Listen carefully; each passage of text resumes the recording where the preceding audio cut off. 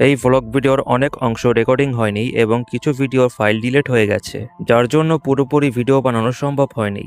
পুরো জার্নিতে বাকি 3 জনের ছবি তোলা নিয়ে অতিরিক্ত সময় নষ্ট করায় এই ভ্লগটি অসম্পূর্ণ থাকলো। 14ই মে 2026 সকাল 5টা। সূর্য তখনও ওঠে নাই, কিন্তু আমরা বাস স্টপে দাঁড়িয়ে আছি। প্রায় লম্বা একটা জার্নি। বাসে করে পৌঁছালাম মেট্রো স্টেশনে। ট্রেন আসলো এর ঠিক 20 মিনিট পর। এরপর সোজা চলে গেলাম লং রোডের বাস স্ট্যান্ডে, যেখানে আমরা এই বাসে করে সোজা রোম থেকে নেপোলি শহরে যাব। যাত্রাপথে যতটুকু সম্ভব ভিডিও করে গেছি।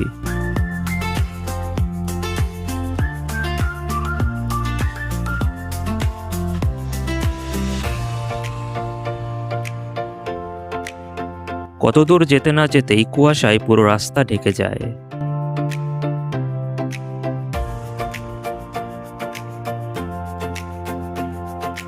ভিডিও করতে করতে হঠাৎ খেয়াল করলাম আমি বাদে বাকি সবাই ঘুমের দুনিয়ায় ডুব। ভয়ের কিছু নেই, ঘুমোচ্ছে। এইসব দেখার পর আমিও বসে থাকিনি, সোজা আমিও ঘুমোতে পারি না সারা ধরে। ও ভাই স্লোগান দেন না। ঘুম থেকে উঠে আমরা প্রায় নেপোলি শহরে পৌঁছে গেছি। এর ঠিক আধা ঘন্টা পর বাস থেকে নেমে সোজা হাঁটা শুরু করলাম সকালের নাস্তা করার জন্য। নাস্তা শেষে ফিরে এলাম আমাদের আসল গন্তব্যে যাওয়ার উদ্দেশ্যে। এখন কোথায় যাচ্ছি সেটা বিস্তারিত না বললে তো কিছুই বুঝবেন না, তাই আসুন সেই জায়গার অতীত ঘুরিয়ে নিয়ে আসি।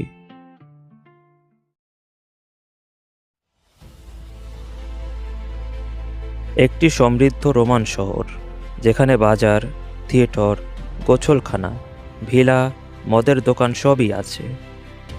আছে রাজকীয় সব জিনিসপত্র, আছে সেই সময়ের সবচেয়ে উন্নত রাস্তাঘাট ব্যবস্থা। এরই সাথে চলছে ক্ষমতার লড়াই, মানুষ হত্যা, আরও নানাবিধ কুকর্মের কাজ।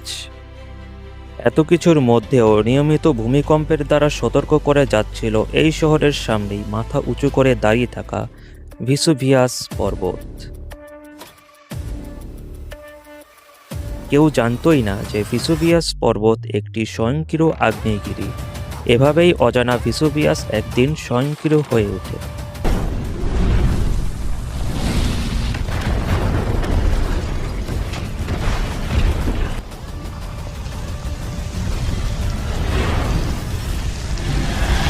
আগ্নেয়গিরির বিস্ফোরণ এতটাই তীব্র ছিল যে মুহূর্তেই ছাই আর পাথর ৩৫ কিলোমিটার উপরে আকাশে উঠে যায়, এবং এর 1 ঘন্টার মধ্যেই পুরো শহরে ছাই আর পাথরের বৃষ্টি হয়। বৃষ্টি এতটাই ভয়াবহ যে শক্ত ছাদ ভেঙে পর্যন্ত পড়ে যেতে শুরু করে, সাথে বিষাক্ত গ্যাস এবং জ্বলন্ত ধূলিকণায় পুরো শহর গ্রাস করে নেয়। পরিস্থিতি এমন যে কেউ পালিয়ে বাঁচবে তার কোনো উপায় নেই। সবশেষে পাইরোপ্লাস্টিক ফ্লো মানে ছাই এবং পাথরের মেঘ সব পুড়িয়ে শেষ করে দিল। এই ধ্বংস এটাই ইঙ্গিত করে যে প্রকৃতির নির্মমতার কাছে মানুষ কতটা অসহায়। আর এই ইতিহাস দেখতে আজও ভিড় করে হাজার হাজার মানুষ ইতালির নেপোলির পোম্পাই শহরে।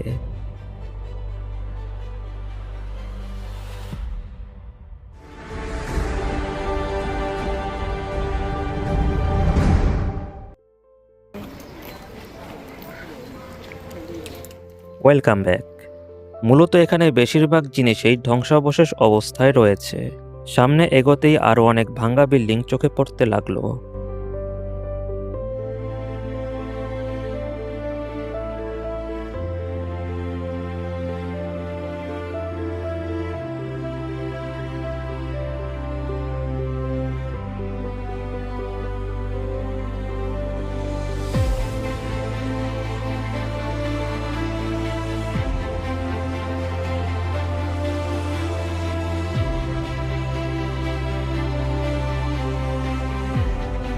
বাকিটা শুধু নিজেদের ছবি তোলার উপর সময় ব্যয় করেছি।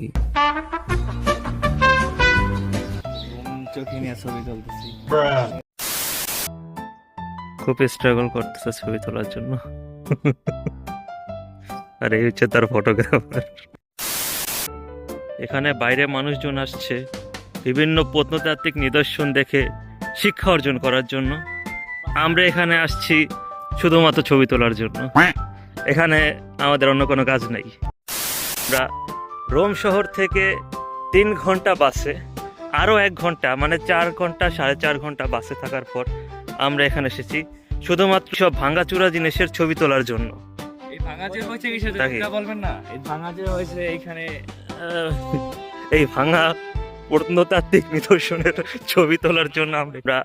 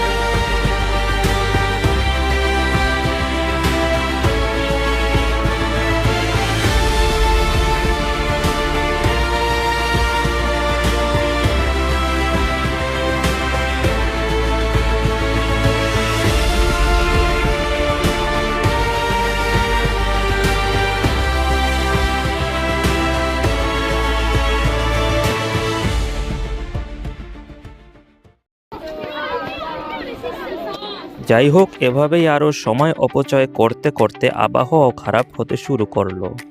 তারপর আর বেশিক্ষণ ভিডিও করাও সম্ভব হয়নি। এরপর কতক্ষণ বৃষ্টির মধ্যে দাঁড়িয়েছিলাম বাসের অপেক্ষায়, কিন্তু বাস আর আসেনি। বাধ্য হয়ে ট্রেনে করে নেপোলি যেতে বাধ্য হতে হলো। এরপর নেপোলি সেন্ট্রাল এরিয়াতেই 420টা অ্যাস্থেটিক ছবি তোলার মাধ্যমে গিনিস বুকে রেকর্ড করলাম। এরপর দুপুরের খাবার খেলাম এবং যত দ্রুত সম্ভব বাসে ওঠার জন্য দৌড়াদৌড়ি শুরু করলাম, কিন্তু এবারও আর বাস পাইলাম না এবং আরও একবার ট্রেনে করে বাড়ি ফিরতে বাধ্য হলাম।